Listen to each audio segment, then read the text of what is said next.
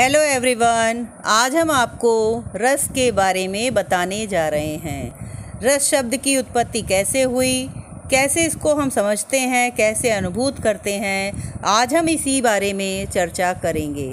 तो सबसे पहले मैं आपको एक सूत्र के माध्यम से रस के बारे में बताना चाहूँगी।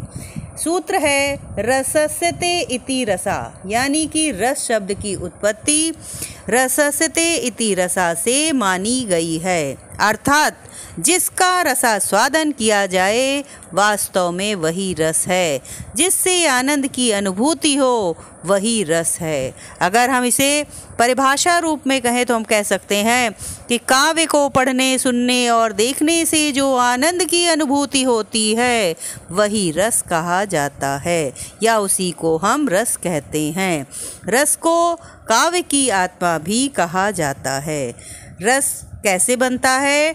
तो रस स्थायी भाव, विभाव, अनुभाव और संचारी भावों के संयोग से परिपक्व अवस्था में पहुंचता है। हमारे विद्वानों में भरत मुनि ने कहा है कि विभावानुभाव व्यभिचारी संयोगाद्रास निष्पत्ति, अर्थात स्थायी भाव के साथ विभाव, अनुभाव और व्यभिचारी भावों के संयोग से रस की निष्पत्ति होती है। अब हम आपको रस के अंग बताएंगे, ठीक है। इसमें जो आचार्य भरत मुनि ने कहा है वो इन्होंने रस के अंगों के बारे में ही बताया है कि विभाव, अनुभाव और व्यभिचारी भावों के संयोग से ही रस की निष्पत्ति होती है।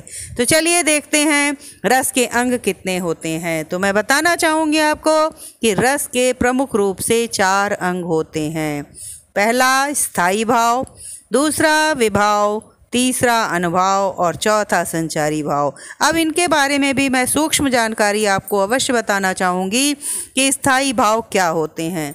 स्थायी भाव मनुष्य के हृदय में हर समय विद्यमान रहने वाला भाव है, जो सुप्त अवस्था में रहते हैं किंतु उचित अवसर या उचित अवस्था होने पर जागृत हो जाते हैं। और विभाव तथा अनुभाव संचारी भावों के संयोग से परिपक्व होते हैं और रस के रूप में परिणत होते हैं, ठीक है। तो अब हम पहले आपको बताएं कि स्थायी भाव कितने होते हैं और रस कितने होते हैं। तो इसके बारे में हम बताएंगे कि आचार्य जो भरत मुनि हुए उनके अनुसार रसों की संख्या 9 थी, लेकिन बाद के आचार्यों ने 2 और रसों को मान्यता दे दी है, जिसके कारण रसों की संख्या 11 निर्धारित हो गई है। पहला श्रृंगार रस, दूसरा हास्य रस, करुण रस, रौद्र रस, वीर रस, भयानक रस, विभत्स रस, अद्भुत रस, शांत रस। ये प्रमुख रूप से 9 रस हैं और इनके स्थायी भाव भी अलग अलग हैं। बाद के 2 आचार्यों ने जो 2 रसों को मान्यता दी उसमें भक्ति रस और वात्सल्य रस है। अब मैं इनके स्थायी भाव आपको बताने जा रही हूँ। श्रृंगार रस का स्थायी भाव रति, हास्य रस का हास, करुण रस का शोक, रौद्र रस का क्रोध और वीर रस का उत्साह, भयानक का भय, विभत्स रस का जुगुप्सा और अद्भुत रस का विस्मय, शांत रस का निर्वेद और भक्ति का भक्ति होती है और वात्सल रस का वत्सल होता है स्थायी भाव, ठीक है। अब हम रस के दूसरे अंग की ओर बढ़ते हैं, विभाव। सुषुप्त स्थायी भाव को जागृत करने वाले जो कारक होते हैं उन्हें हम विभाव कहते हैं। ये हमें 2 रूपों में दिखते हैं, आलंबन और उद्दीपन विभाव। यानी अगर हम किसी व्यक्ति या वस्तु के प्रति हमारे मन में स्थायी भाव जागृत होता है तो हम आलंबन उसे कहते हैं। जैसे अगर हमने सांप को देखा और व्यक्ति के मन में भय उत्पन्न हुआ तो ये जो सांप है, व्यक्ति के मन में जो भय नामक स्थायी भाव जो जागृत हो रहा है, यही आलंबन होगा, ओके।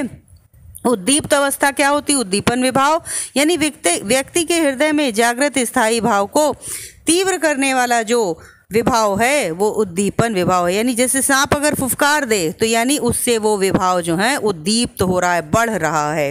अब हम तीसरे अंग की ओर बढ़ते हैं, अनुभव।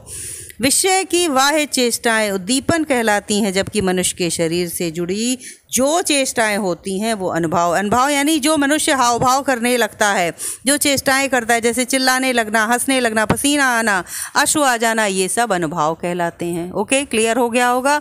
अब बढ़ते हैं संचारी भाव की ओर। यानी ये भाव ऐसे हैं जो भाव कुछ समय के लिए मनुष्य के हृदय में आकर स्थायी भाव को और भी बढ़ा देते हैं, वास्तव में वे ही संचारी भाव कहलाते हैं। तो इस तरह से मैंने आपको चारों अंग बता दिए रस के, और इसके बाद हम अगले वीडियो में आपको प्रत्येक रस के बारे में विस्तृत जानकारी प्रदान करेंगे। अभी चलते चलते हम आपको ये अवश्य बताएंगे कि संचारी भावों की संख्या 33 मानी गई है। तो ओके स्टूडेंट्स, मेरे विचार से आज के लिए इतना काफ़ी है। Thank you.